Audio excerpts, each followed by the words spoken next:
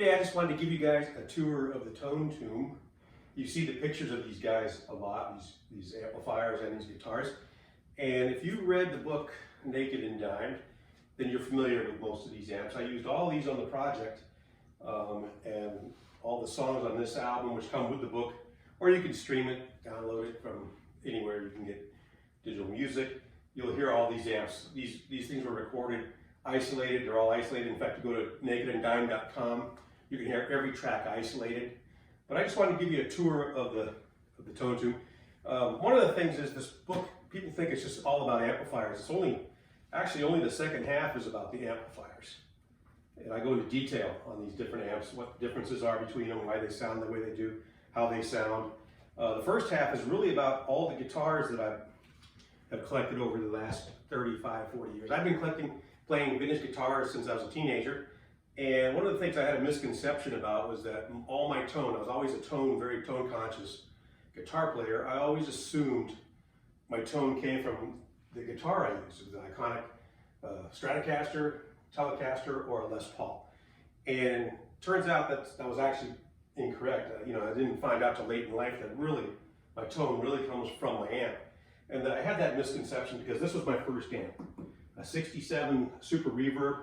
I bought this I was still in the Navy. I never used it while I was in the Navy, but when I got out of the Navy, went to college, this was every band I was in, up into the Psychedelic Mooch, I used this as my main amp. And because of it, I thought that every guitar sounded the same. As long as every amp sounded the same, it was really the guitar, and it was, this was really just a sound support system for a little yellow box that I used. So it really wasn't until later that I started really delving into trying to figure out other Fender amps from that era. Did they sound the same? Were they different? And I really, it's been a great journey. This is what this book is about, is really exploring Fender amps. And I want to give you a quick tour. Later we'll do videos where I actually play through each amp. You can hear each amp. But each amp I own has got to be 100% functional. All my amps are 100% original, except for the fact that most have new electrolytic caps. All have the grounded plugs now, of course. And I do have some that have cone speakers. There's no point in having a bad sounding amp.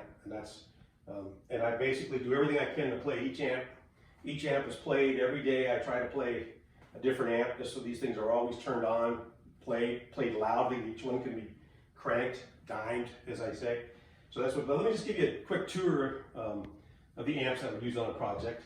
On this side, we've got the two Bandmasters. This is a 59 Bandmaster.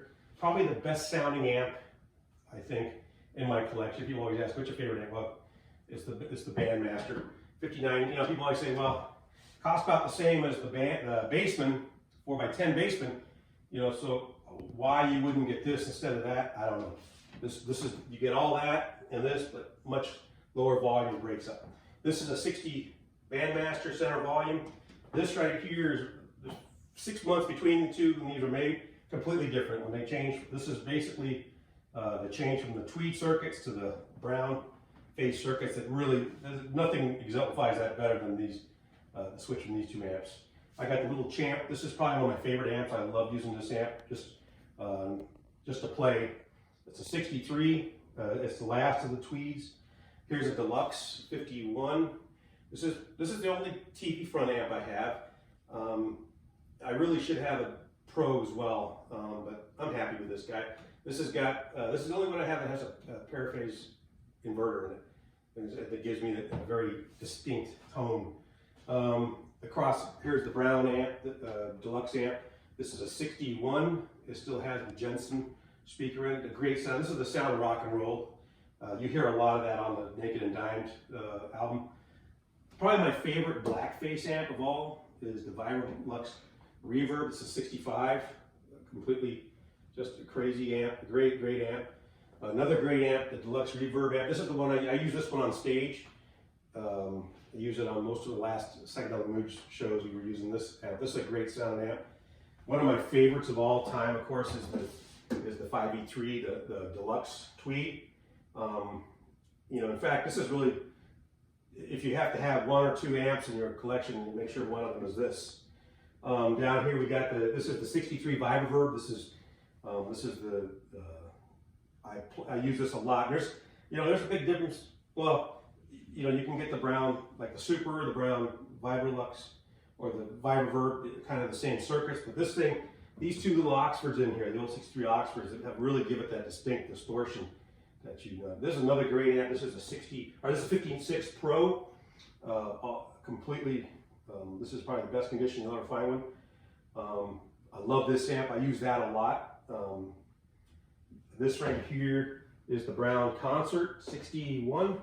A great amp. It's not like your Super Reverb though. I can't do the things you could do with a Super Reverb or with the the Bassman, but it's clean. It's really the sound of the, when you think of the sound of the 60s, you really think of like the Ventures and all those guitar bands. That's what you go.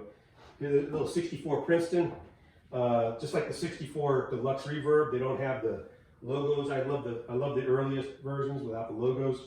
This is a great amp. I use this when I jam, just because I don't like to carry anything heavy. Great amp. This is probably the most brown out of the Blackface amps. It has most brown features, like the tremolo and all that. It still uses the old circuit. Again, the Super Reverb. This right here is the Pro Reverb. Anybody who doesn't know anything about Fender amps and you're starting out, this is where you go. This is the best rock and roll amp. People, that's like an unknown secret. You can get this thing for half the price. At one time, half the price of this, or even that, and everybody just loves these. I've never heard anybody who didn't like a Pro Reverb. One of my favorite amps of all time too is the Brown Princeton. This is a 62. This I use this. I use this just jam around. It's your bedroom amp that you can play as loud as you possibly can. 55 low power twin. This right here is